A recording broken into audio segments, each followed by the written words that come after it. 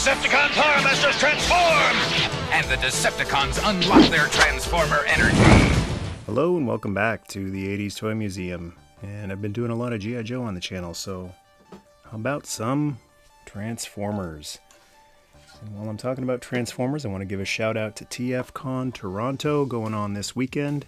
Not in Toronto, it's in Mississauga, which if you're coming from the Kitchener direction, London, Ontario direction, even from Michigan, great state of Michigan, my favorite state.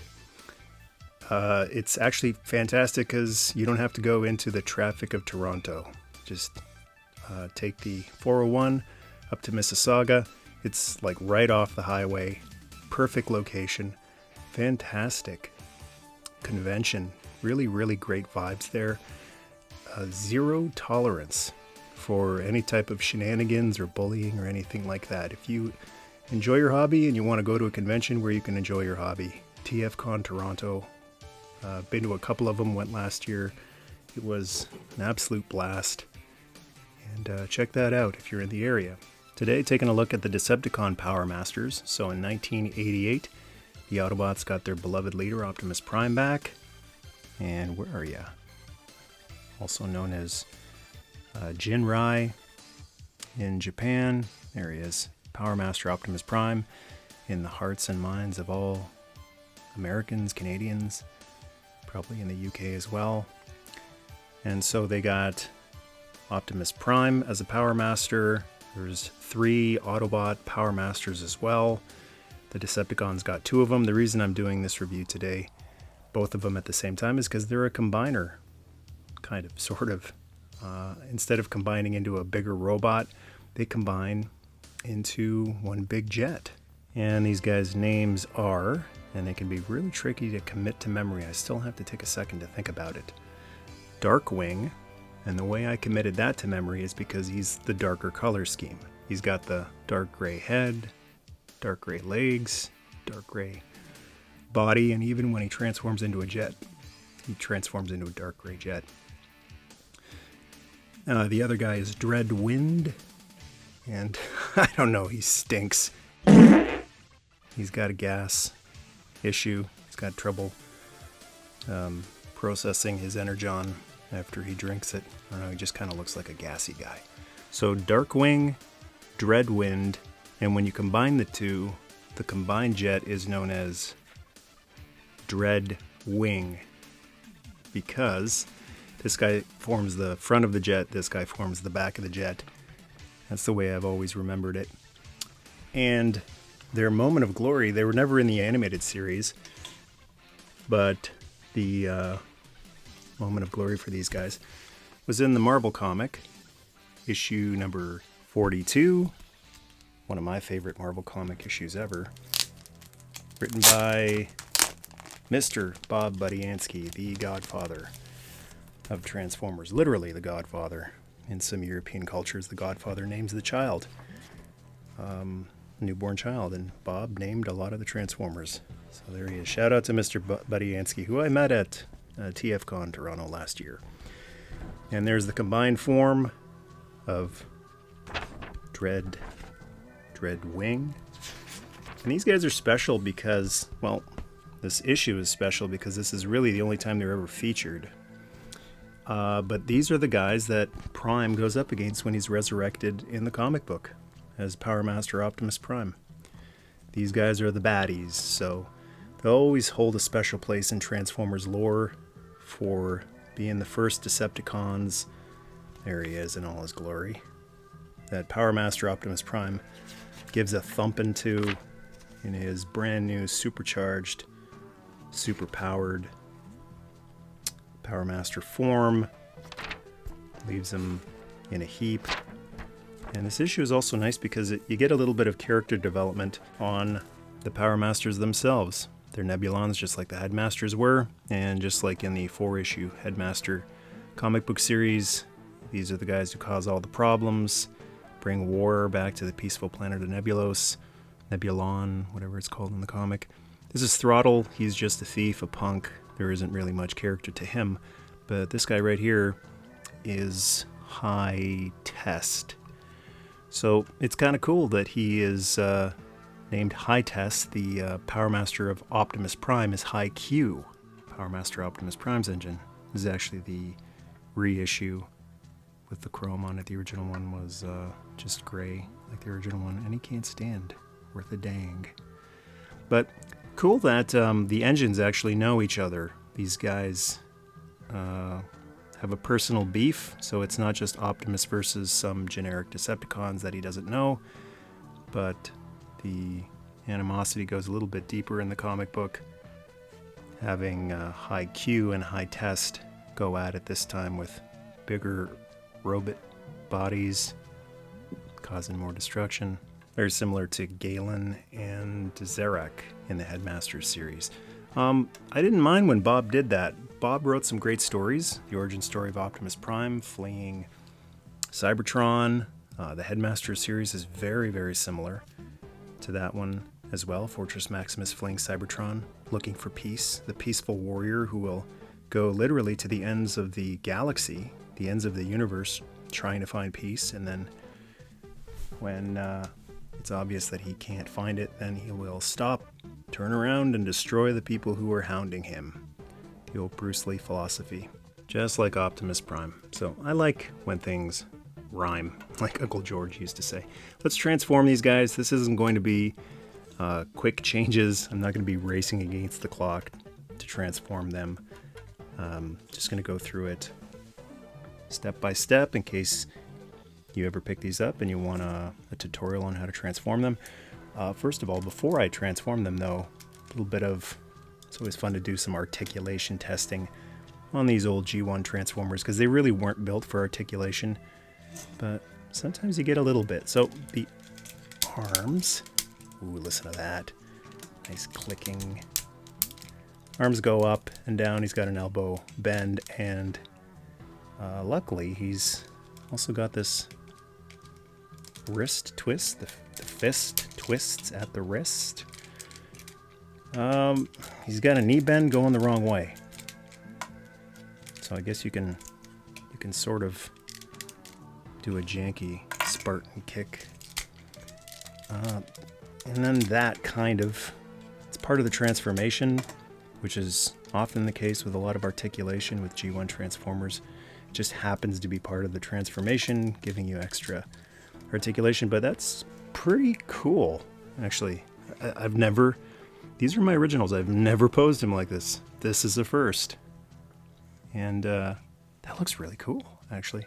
Reminds me a lot of that big super god Jinrai, where you basically have to split the legs, the big Optimus, to make him not look so standing on stilts. That's about it. There's different ways of displaying the wings. There's an official transformation, and then there's what you like. When it comes to Transformers, there's always an official, and then there's always what you prefer. So in order to unlock what I'm about to do here, you actually have to put either the engine in, or if you've lost the engine, you can also just hold this in. See, there's these little black tabs right here on Powermasters. And by holding it in, I think you have to push them both at the same time. No, actually, you just have to push one pretty hard, and then that'll unlock the transformation feature. So you can either have the wings tucked out the way I had it before, or you can do it like that too. Looks kind of cool, reminiscent of the G1 Seekers. If you want to make them look a little, the wings are upside down, but a little bit more like Starscream, Thundercracker, Skywarp, those guys. But the way it's supposed to work is that you use the engine to unlock the transformation. So these Powermasters were different from the Headmasters. They didn't curl up into a head. They did the splits. They did the Van Damme splits, and then continued an extra joint in their knee, just like that, to turn into a Powermaster engine. Other than the legs going out like that, they had arms that could come out, go above their heads. That's about it. A little bit easier to stand than the Headmasters. At least these two. High Q had those really thin legs that always made them fall backwards, but these guys had some nice big booties. And there's little circles here on the end of the feet that feed into the circles on the shoulder, just like that. And then this is such a satisfying feeling when you pop a Headmaster in. Unfortunately, there's no like ejection button, so I've always just kind of wedged my thumb in there because these little tabs are what hold the Powermaster engines in with these gaps. Just like that. And now we can transform him. So the gun that he has, you can actually keep the guns in his hands during the entire transformation. He's, I guess, a rare transformer, G1 transformer, in that he can keep holding his weapons, and it doesn't affect his transformation. And to change this guy, if you haven't already, I'm just going to put him back into his original default mode. What you want to do is slide that down and get the wings in like that. You want to take the nose cone and flip it up like that. And here's a feature I didn't know for several years because I never looked at the instructions when I had this as a kid. But I distinctly remember futzing around with this guy years after I got him, after I'd already stopped playing around with Transformers. And then I noticed this. Like, what is this? Because he wasn't on the cartoon. Didn't really notice it in the comics. And I didn't look at the instructions, but those come out, and that looks really cool. I think you can actually keep them in for this mode. That might be part of the combined mode to just make him look a little bit, the front end, different. But I guess for now I'll leave it in because I think the official transformation says to leave those in when he's in single jet mode. You got to swing those legs up, so you'll actually pull these arms out like that. You got to collapse the feet like that, actually all the way around like so. Close that up. Same with the other foot. Goes all the way in like that, not like G1 Jetfire. And then you want to swing these legs, and this is where that knee bend, that weird janky knee bend, comes in handy. Gives you a little bit of clearance if you want to keep the guns in his hands. Swing them around like that. Close that up. You see there's a gap right there that'll go over that little circle part. Bring those wings back. Take the back booster. Close it like that, and just kind of wiggle it in because there's tabs that are supposed to catch on there. Close up the gap. It's coming apart at the front. I want to lay this all flat at the front. This tends to droop because of those knees, so you want to just close that up, push those feet up like that, and then put the arms back. And this is where the wrist twist comes in handy. Just do that. Just twist the fist like that. Twist the gun like that. Because there's no real place to put his guns in jet mode. There's no holes on the wings here. Let's see, the wings. How are they supposed to? I can never remember if the wings are supposed to go up like that or back like that. I'm thinking back, since they go up for robot mode. But once again, it comes down to what you prefer, what you think looks better. I mean, to me, there's like almost no difference between that and that. And also these little front wings, if you want to pull them out for a single mode.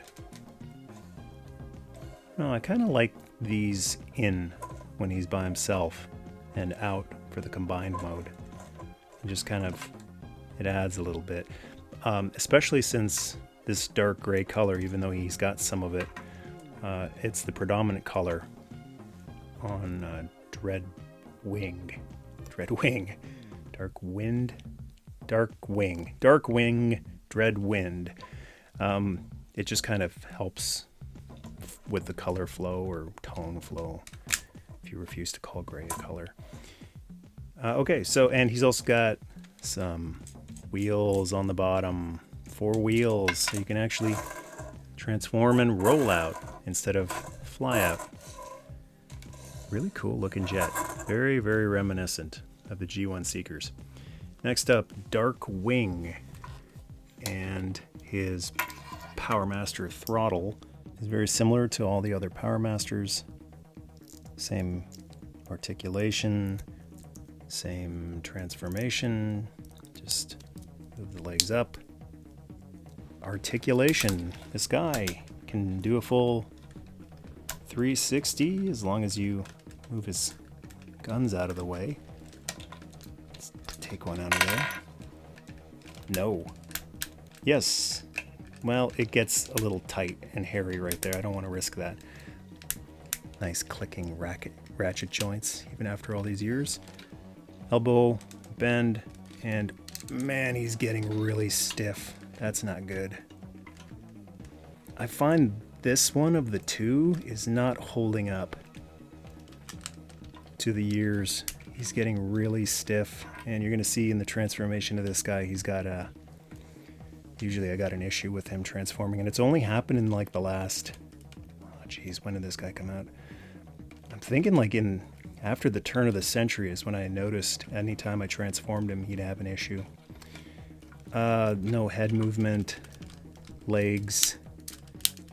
He can do split leg, just like the other guy, Dreadwind. He's not able to actually hold this pose though. Like the legs ratchet too far apart, and he's too back heavy, so he can't stand. I don't know if you consider that. It's the weirdest knee bend I've ever seen. That's about it for articulation for him. He's just supposed to stand there and look pretty. And to transform him, let's see. First of all, let's get the Powermaster engine in there. Click that in there. Man, that's satisfying. Close this up. And the feet, very similar to Dreadwind. It's exactly like Dreadwind, actually. Roll the feet into themselves, close the heels up onto them. The transformation is actually, all of the transformation is similar to him. The arms come out like this. Here's the part that I always have trouble with. You're supposed to twist him, twist the body. This is different. And it's catching. Something in there is getting stuck. I remember when he was newer, this was nice and smooth. Like that. That's how it's supposed to be. But something in there is getting caught. And I think it has something to do with the Powermaster gimmick. But the cool thing about this guy is you can do it either way. You can either twist him this way or this way. He's ambidextrous. You can transform him regardless of which way his head is pointing. Twist the legs out like that. Get that weird knee bend like that. And the tricky part is you got to push these in like that. But these little points right here have to feed into these holes here. So if they're too low, it's going to get stuck like it just did. It's not going to go in. You have to get that heel up. This guy can be a very frustrating guy to transform, so it's nice that I can point out these decades-old frustrations with this guy. Maybe help you avoid the same frustrations if you've never transformed him before. Yeah, see? Went off to the side because it wasn't perfectly lined up. That one is not wanting to go in. There we go. Not a very smooth transformation. I don't know if I'll ever be able to do a quick changes short video on this guy. It might take me more than what shorts used to be. 1 minute, now they're 3 minutes. Might be able to transform him in 3 minutes. And then another thing to watch out for. This is the guy you got to watch everything out for. This guy, he's fine, no problem. This guy, lots of potential breakage points.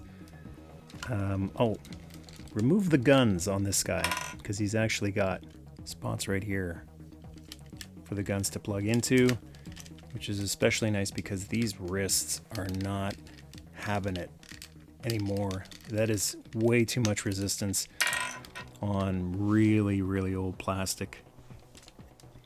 So we'll just take those guns out. So the other tricky part to watch out for is the nose cone when you're transforming him back to robot. So into jet mode, these tabs feed into these holes. Nice and smooth, no problem, right? Now the tricky part is when you're transforming him. Of course, today on camera, nice and smooth. No, there we go. There we go. I thought for a second he wasn't going to do it today on camera, but he's doing it. That's supposed to pop out just as easily as it was 30 seconds ago. And now it's not going. It's not going at all. So that's another thing. In addition to the twisting torso thing, that's not coming out. There's there's a way to do it. I did it a minute ago, but yeah, that's messed up, and that's gonna take a little bit more finagling than I've got time today.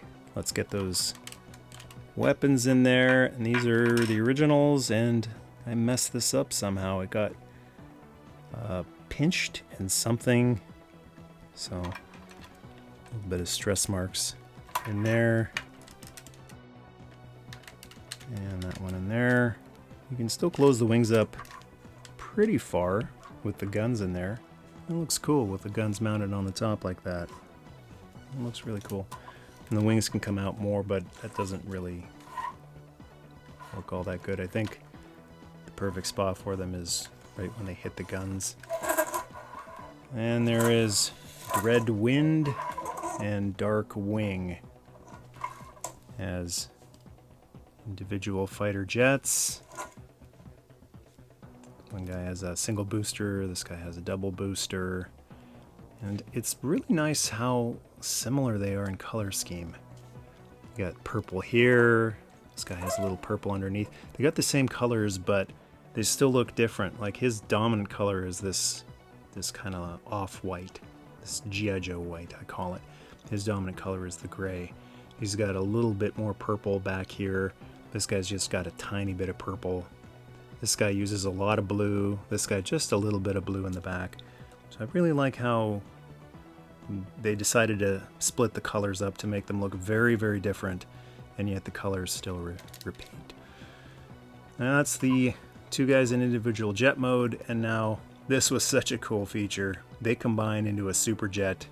It's not a super robot, but it's still something, and it helped level the playing field a little bit more since Optimus Prime could combine with his trailer and become a huge Powermaster. Then these guys could combine and attack from above. So first step when combining them is to remove their weapons and combine their weapons. So these guns can actually be held in robot mode like this as well. I'm not going to transform them all the way into robot mode, but just to show you, if you peg in just one of the pegs, then this guy actually has a really cool like double blaster instead of single blasters in each hand. So not only do they combine, but their weapons combine as well. Let me take these out. This guy. And combine those as well. And these plug into the same holes that held Darkwing's weapons. Slide that in there on one side. Slide that in there on the other side. And now, this needs to come up for combined mode. This will split open, and just like when he's in robot mode, this nose cone will come up here. And let's see if I can do this quickly. If you're worried about me breaking it, don't worry, she'll hold together. Hear me, baby, hold together. Ah, there we go. A bit of a worrisome click in there, but we got it. And one extra step. This thing comes up. Next part is this comes up. It just sits there, just like when he's in robot mode. We'll swing these little fins out just to give him a little bit more, I don't know, area, girth, wingspan. And slide those up. And now the two jet bodies combine. We just put these pegs into these holes. And then there's this little thing right here. It's supposed to catch too. Hear a nice big click once they're combined.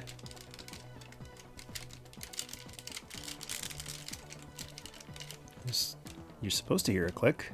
I don't anymore. And these two pieces slide into each other like that. So when you slide that in, then you just push this up against this fin. And nose cone rests between those fins. And we're almost done here. Now you got a gap right here, and these wings will slide on both sides into those gaps. And then you just slide these purple wings up against them. Just give it a good squish. And that is one epic jet. And there you have Dreadwing, the combined jet. And I don't know if it becomes a different personality in the comic book when they're combined. I think they're still their individual personalities in the comic. They just, I don't know, they happen to have a combined name, kind of like when wrestlers would team up, like Chris Jericho and the Big Show became Jeri-Show. They were still their individual personalities, but it was just their tag team name. So I guess that's maybe their tag team name is Dreadwing. And I don't think I mentioned, but Darkwing also has wheels in jet mode. So his wheels and Dreadwind's wheels let this thing actually squeakily roll along the ground, but that's not what he's intended for. He's intended for flying around, flying through space. That's pretty cool. Really cool bonus feature that didn't need to be included. There's been tons of kind of tandem transformers. I can think of like Scourge and Cyclonus. They didn't combine. The Seekers didn't combine. But this was a really cool idea. And that's a look at one of the few original G1 Transformers from my childhood that I still have in my collection, and one of my favorite G1 Transformers, Darkwing, Dreadwind, Dreadwing. I don't think I'll ever be able to rattle that just off the top of my head. Decepticon Powermasters. Thanks a lot for watching. Thanks to the Patreon tribe. Thanks for supporting the channel. Much appreciated. If you would like to join the Patreon tribe, tons of Patreon exclusive videos over there. Just put up a couple new classified reviews up there. And then there's the archive of 200 videos, reviews, roundtables, all sorts of fun stuff on there. Patreon.com/MichaelMercy. And also a big show of appreciation to the channel members, the channel panel. Thanks for hitting join button.